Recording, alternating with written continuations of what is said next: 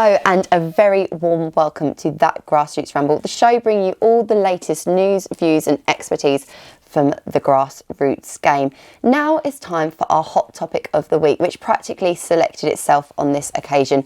We will be discussing whether FA Cup replays should be scrapped or not. That's right, and you know, the FA Cup, one of the most prestigious national competitions in the world, and it's certainly the oldest competition in the world, starting in 1871. And the competition's format has come under real scrutiny in recent weeks. It certainly has, and things really came to a head when Liverpool's manager Jürgen Klopp revealed that he wouldn't even be attending his side's replay against EFL outfit Shrewsbury Town. It's a really important debate, it's a hot topic, so therefore we ran a poll, Stu, didn't we? What were the results? Yes, we did. We asked our social media following, should FA Cup replays be scrapped? And our survey said... Hold on, where's he getting sound effects? We've brought in a FA Cup budget for you, Stu. So a lot closer actually than I anticipated it would be. I thought there'd be a lot more saying no, don't scrap them in favour, you know, supporting the grassroots game, but actually it looks like big club power with a fair few yeses. And comment themes, they followed, you know, a similar theme. So yeah, all the yeses tended to be easing fixture schedule. All the no's, bringing in money for small clubs with big money ties in the replays. So Stu, if we look at that topic about fixture scheduling, I mean, there's 736 teams in the Emirates FA Cup. That's what makes it so special. Arguably, Shrewsbury have a pretty busy fixture schedule right now. Oxford, Newcastle, none of these teams ideally want a replay, but that's why you put your strongest team out in the hope that it will do it for you. Yeah, exactly. And I think as well, small clubs, they, you know, in League One, Championship, they play midweek quite often as well, where Premier League don't. So fixture scheduling is you know, it's an issue for them as well. It's not just the big clubs. And okay, yeah, like the Liverpool play in the Champions League, so obviously it's going to be fixture scheduling is going to be worse for them probably than your average Premier League team. You do see Championship sides, you know, probably even League One sides putting out lesser sides because they've got, you know, if they're struggling in the league, for example. But yeah, I mean, if we're talking, you know, obviously Klopp's been the major example, hasn't he? And you know, talking about him, it seems to have been more about him honouring the winter break, and more people's conversation turned to disrespecting the competition. Do we think that's the case? Yeah, there were a lot of comments, weren't there, just about surely like him not being there was quite a symbol. Yeah, I think him not being there because like you know, players need a break. Yeah, I get that because you know there's a lot of games, but as a manager, you know, he's not playing those games. He could have, I think, you know, James Milner turned up and watched in the stands. I think he could have probably at least turned up and gave his support to the players. I think that would have probably meant a lot to them if he turned up in the changing room. A lot of people saying, you know, what's the point in him turning up? The under-23 manager can handle it because he works with those players day in, day out. But actually, I think he should have been there. Because that's where they want to be, isn't it? They want to be under Klopp. They want to be seen by Klopp. In defence of Jürgen, though, should some more blame be laid at the feet of the Premier League and the FA? Because this winter break was put there for a reason.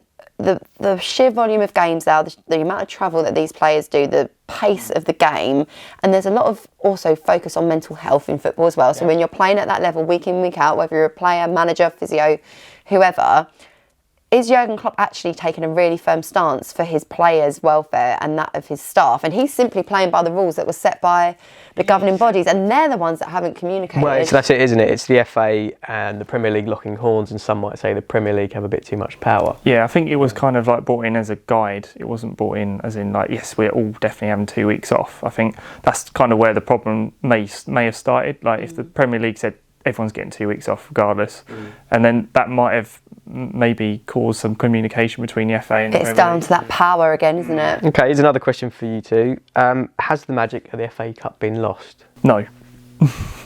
Charlotte? No, I don't think it has. And I think when we look at the amount of comments that this poll itself received, the number of votes, it's a topic people are really passionate about. And I think if you talk to any football fan of a non-league team, it's a massive competition. It can be the difference between a club, you know, sustaining for another few years. And I think that's why, again, this debate really exploded, because for Shrewsbury, there was the argument that by fielding the under-23s, they lost a lot of revenue. Liverpool slashed the sales of tickets, which then get shared.